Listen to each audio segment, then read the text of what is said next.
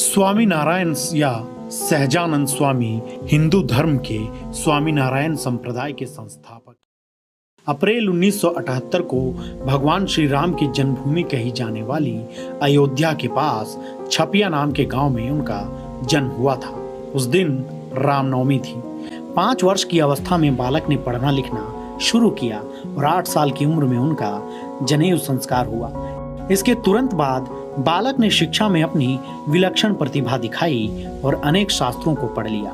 कुछ ही समय में वे घर छोड़कर निकले और पूरे देश की परिक्रमा कर ली। तब तक उनकी बहुत ख्याति हो चुकी थी और लोग उन्हें नीलकंठ वर्णी कहने लगे थे। शहर के कई राज्यों से होते हुए वे गुजरात आ गए। यहाँ उन्होंने बाकायदा अपने संप्रदाय की शुरुआत की और उनके बहुत से अनुयायी बन गए।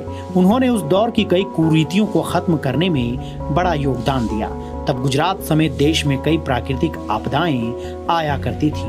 उस दौरान स्वामी नारायण ने अपने अनुयायियों को लोगों की मदद के लिए प्रेरित किया। इस सेवा भाव को देखकर लोग उन्हें भगवान के अवतारी मानने लगे। एक दिन स्वामी नारायण मांगरोल के पास लौज गांव में पहुंचे। वहां उनकी परिचय स्वामी मुक्तानंद में हुआ, जो स्वामी रामानंद के शिष्य थे। नीलकंठ वर्णी स्वामी रामानंद के दर्शन को उत्सुक थे। उधर रामानंद भी प्राय भक्तों से कहते थे कि असली नट तो अब आएगा। मैं तो उसके आगमन से पूर्व डुगडुगी बजा रहा हूँ। भेंट के बाद रामानंद जी ने उन्हें स्वामी मुक्तानंद के साथ ही रहने को कहा। नीलकंठ वर्णी ने उनका आदेश शिरोधार्य किया। उन दिनों स्वामी मुक्तानंद कथा करते थे। उसमें स्त्री तथा पुरुष दोनों ही आते थे। नीलकंठ वर्णी ने देखा और अनेक श्रोताओं और साधुओं का ध्यान कथा की ओर ना होकर महिलाओं की ओर होता है। उन्होंने पुरुषों तथा स्त्रियों के लिए अलग कथा की व्यवस्था की तथा प्रयास पूर्वक महिला कथावाचकों को भी तैयार किया। उनका मत था कि सन्यासी को उसके लिए बनाए गए सभी नियमों का कठोरता पूर्वक पालन करना चाहिए। भगवान स्वामी नारायण जी ने जो नियम बनाए वे स्वयं भी उनका कठोरता से पालन करते थे।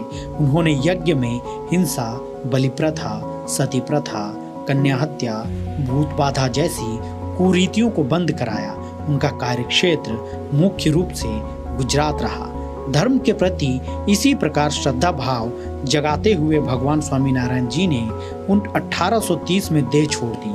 आज उनके अनुयायी पूरे विश्व भर में फैले हैं। वे मंदिरों को सेवा व ज्ञान का केंद्र बनाकर काम करते हैं।